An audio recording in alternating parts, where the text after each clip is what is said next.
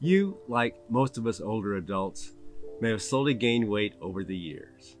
You also might have tried different diets, lost some weight, only to see it all come back. In this video, I'm going to give you reasons this is occurring, and then give you ways to help take those pounds off permanently without going on an actual diet.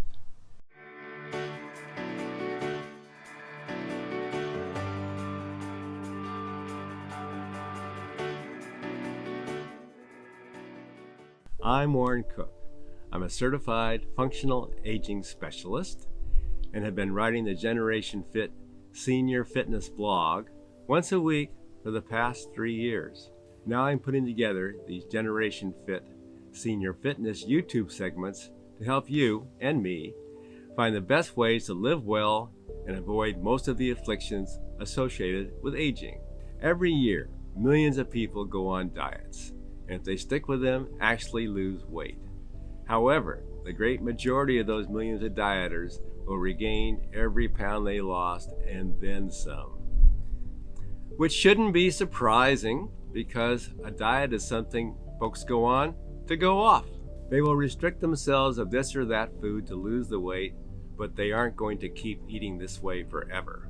Obviously, if we want to lose pounds and then keep them off, we need to find a better way. I'm not a dietitian, but I've done lots of research into nutrition, and I'm working towards a certification as a fitness nutrition specialist. Let me share some of what I've learned. First, I'll talk about set point theory.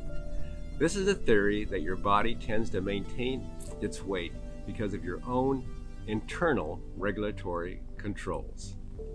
Evidence for this is when folks go on the newest diet and do lose some weight, but as attention to maintaining the lost weight decreases, body weight slowly increases to about the same point as before the diet.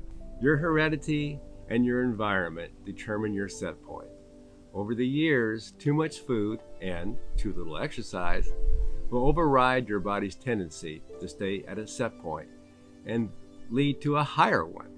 Gradual weight gain over decades for us seniors will trick our bodies into thinking our set point should be higher, and in fact your set point does reset.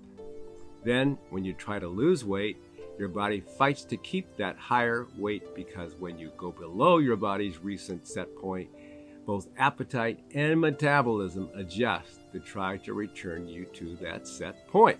But clinical studies have shown that you can lose 10% of your body weight at a time, this being the amount before your body begins to defend itself. After some time, say 6 months, and maintaining your new set point and new lower weight, you can lose another 10% and again reset your set point, and so forth until you get to a weight you're comfortable with. Next, let me talk about the National Weight Control Registry, which is a research study that includes people who have lost at least 30 pounds and kept it off at least 1 year. There are currently over 10,000 members enrolled. Here are a few facts from the registry. 45% of participants lost the weight on their own, while 55% lost weight with the help of some type of program. 98% modified their food intake, and most continue to do so. 94% increased their physical activity, with walking the most frequent form. 78% eat breakfast every day. 75% weigh themselves at least once a week. 62% watch less than 10 hours of TV per week, and 90% exercise on average about 1 hour per day. And finally, let's admit that weight loss involves behavior change. Transitioning to a healthier diet and permanently losing weight involves behavior change and is thus challenging. One way a person can meet the challenge is to first get into a regular exercise routine and only later begin working at gradually reaching a desired weight. Smart eating needs to become part of a new lifestyle, not a quick fix diet.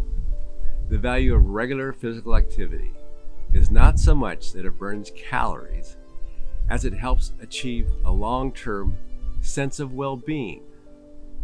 A person who exercises regularly will begin to identify him or herself as a fit, athletic individual, someone capable of making positive choices.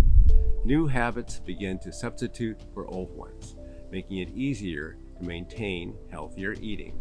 So, how should we go about losing the weight and keeping it off? I'll offer myself as an example. Over the years, I slowly gained weight until in 2000, at the age of 56, I weighed 205 pounds.